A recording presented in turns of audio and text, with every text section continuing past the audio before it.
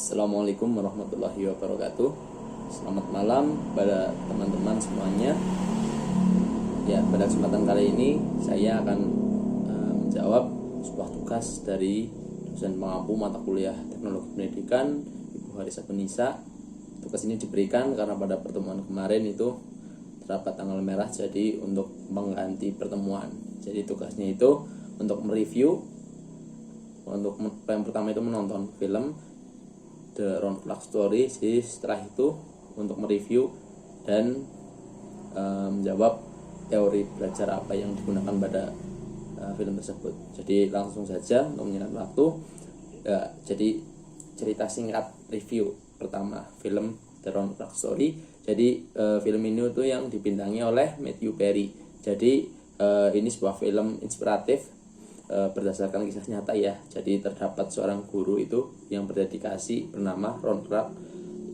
Film ini itu mengisahkan perjalanan dari Ron Clark tersebut pindah dari sebuah kota kecil di North Carolina ke lingkungan perkotaan yang menantang di Harlem, New York.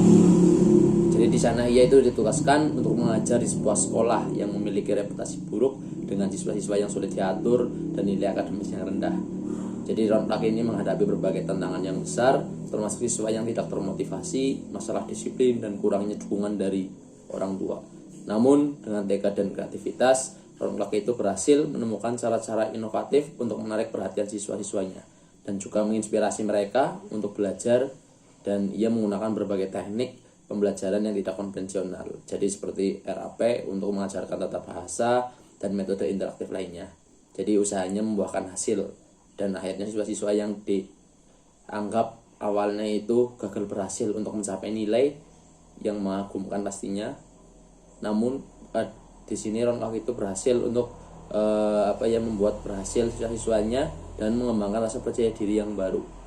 Terus lanjut untuk di sini teori pembelajaran yang digunakan itu yang pertama dari Ron Clark di film ini itu yang pertama digunakan teori konstruktivisme. Jadi di sini Ron Clark itu menerapkan prinsip-prinsip konstruktivisme di mana ia menciptakan lingkungan belajar yang memungkinkan siswa membangun pemahaman mereka sendiri. Jadi melalui pengalaman dan interaksi, sebagai contoh ia menggunakan kegiatan interaktif dan proyek yang mendorong siswa untuk berpartisipasi aktif dalam proses belajar mengajar. Terus yang kedua itu ada teori pembelajaran sosial. Jadi menurut pada teori ini pembelajaran terjadi melalui observasi dan imitasi. Jadi Ron Clark itu berperan sebagai model positif bagi siswa-siswanya. Ia menunjukkan antusiasme dan dedikasi yang tinggi terhadap pendidikan yang kemudian diikuti oleh siswanya. Ron Clark juga mempromosikan kerjasama dan pembelajaran kelompok yang memperkuat aspek sosial dalam proses belajar mengajar. Kemudian selanjutnya ada teori motivasi. Jadi Ron Clark itu memahami pentingnya motivasi intrinsik dalam pembelajaran. Ia itu berusaha untuk membuat pembelajaran relevan dan menarik bagi siswa-siswanya. Seringkali menghubungkan materi pembelajaran dengan kehidupan sehari-hari mereka. Ia juga memberikan pujian dan penghargaan untuk mendorong siswa agar tetap termotivasi dan percaya diri. Kemudian yang terakhir itu ada teori pembelajaran diferensiasi. Jadi Ron Clark itu menyadari bahwa setiap siswa itu memiliki kebutuhan dan gaya belajar yang berbeda. Ia menyesuaikan metode pengajarannya untuk memenuhi kebutuhan individu, memberikan perhatian khusus kepada siswa yang membutuhkan bantuan tambahan, dan merayakan keberhasilan setiap siswa sesuai dengan kemampuannya masing-masing.